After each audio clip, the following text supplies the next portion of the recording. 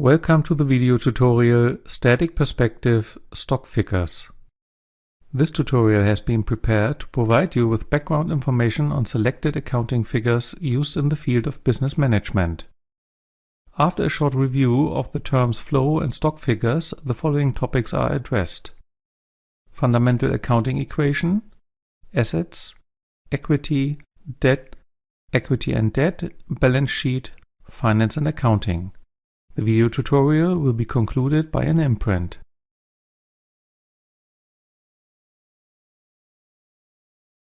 Which two basic figures of measures are used when modeling economic activities? The two basic types of measures are stock figures and flow figures. In this unit, key concepts of stock figures are examined in more detail.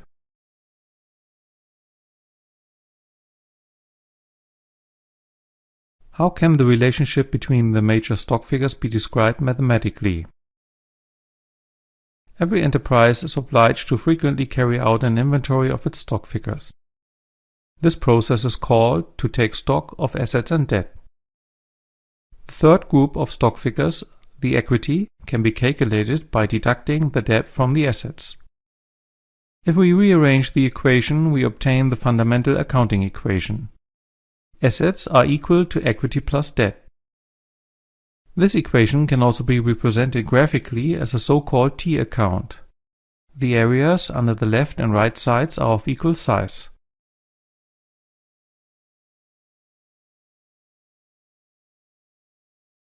What are assets? The International Accounting Standards Board defines assets as follows. An asset of an entity is a present right or other access to an existing economic resource with the ability to generate economic benefits to the entity. This definition is intentionally formulated in an abstract way to be able to address different situations. The term assets becomes clearer when it is described in terms of physical and time characteristics. According to the physical characteristics, intangible assets and tangible assets can be distinguished. Intangible assets lack of physical substance. An example are intellectual property rights like patents, rights, or concessions. Tangible assets have physical or quasi-physical substance. An example would be a factory building. According to the time characteristics, current assets and non-current assets can be distinguished.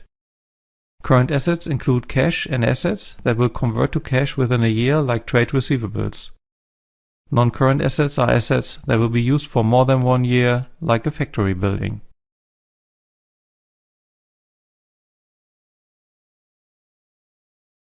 What is equity? Equity can be defined as an ownership interest in an enterprise, typically in a company. Three aspects can be used to roughly characterize equity capital. First, the legal status. Equity constitutes ownership rights, for example, decision rights and/or voting rights if there is more than one owner. Second, the seniority.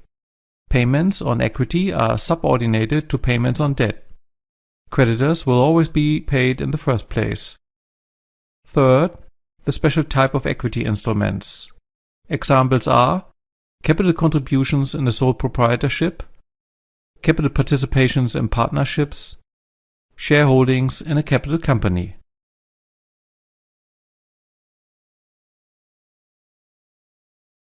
What is debt? Simply speaking, debt is what is owed by a debtor to a creditor. Again, three aspects can be used to roughly characterize debt capital. First, the legal status. Debt does not constitute ownership rights. Second, the seniority. Payments on debt are senior to payments on equity. Creditors will always be paid in the first place. Third, the special type of debt instruments. Examples are bank loans granted by commercial banks, bonds underwritten by debt investors, supplier loans granted by suppliers.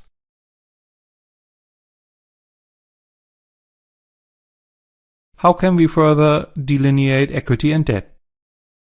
The following table compares the characteristics of equity and debt capital. The first criterion for comparing equity and debt capital is liability. Equity capital providers are liable at least in the amount of the contributed or subscribed capital. This means that shareholders of corporations such as the limited liability company or the stock corporation are liable in the amount of the shareholding they hold. If the subscribed capital has not yet been fully paid up, the company can call up the outstanding capital amounts as required. In addition, general partners and partnerships, such as the general partnership and the limited partnership, have unlimited external liability and are jointly and severally liable with their private assets. Lenders, meaning creditors, are generally not liable for the company's liabilities. The second criterion for comparing equity and debt is the entitlement to the increase in value of the company. Equity capital providers participate in the profit or loss of the company. A profit that is a positive profit share can either take the form of a profit distribution to the shareholders or, in the case of retained profits at company level, an increased company or investment value. Lenders do not participate in the profit or loss, but usually have a contractually agreed claim to interest payment. The third criterion is the ranking in the event of liquidation of the company, or in other words, the asset claim. In principle, equity capital providers are only entitled to a claim in the amount of the residual proceeds.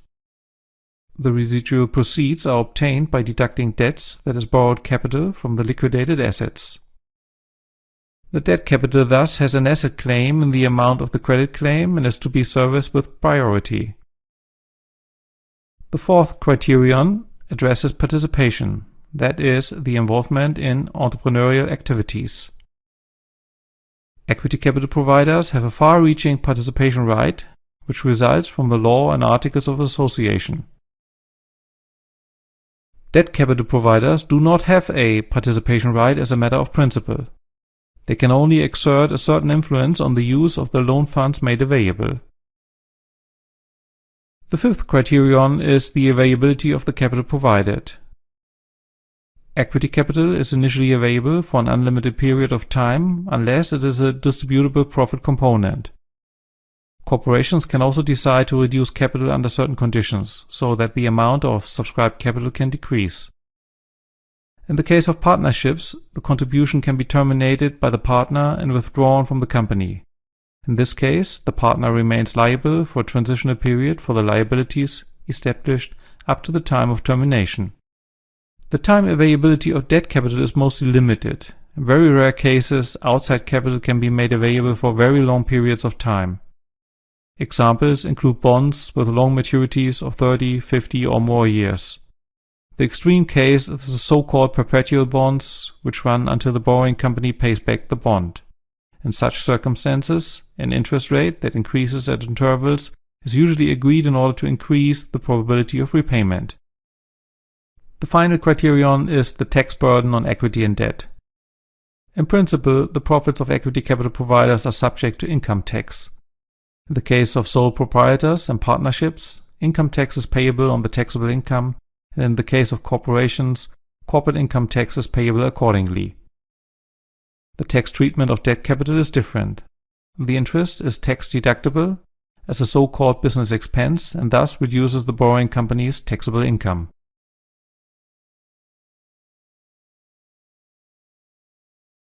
What are the main building blocks of a balance sheet? The term balance sheet stems from the Italian bilancia, meaning scales. According to the fundamental accounting equation, both sides must be balanced. Two basic concepts can be distinguished for the arrangement of building blocks in the balance sheet. The Anglo-Saxon structure lists first short-term positions and then long-term positions.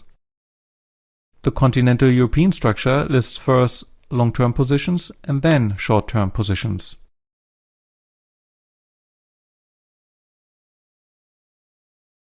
How are finance and accounting related to each other?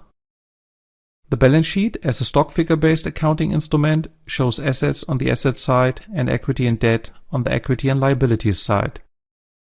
Equity and liabilities are also referred to as abstract capital. The abstract capital shows the origin of capital from a legal perspective. Equity capital is provided by the owners. Debt capital is provided by third parties, for example by banks in the form of bank loans, by bond investors in the form of subscribed bonds, or by suppliers in the form of supplier credits. Abstract capital addresses the capital provided to the company for use, the legal form of the capital provision, and thus the mix of equity and debt capital. Assets are also called invested capital. The invested capital indicates the use of capital in the form of assets. The invested capital addresses the reporting date related use, meaning the current use of the funds. Shows the asset values in the form of current or non-current positions.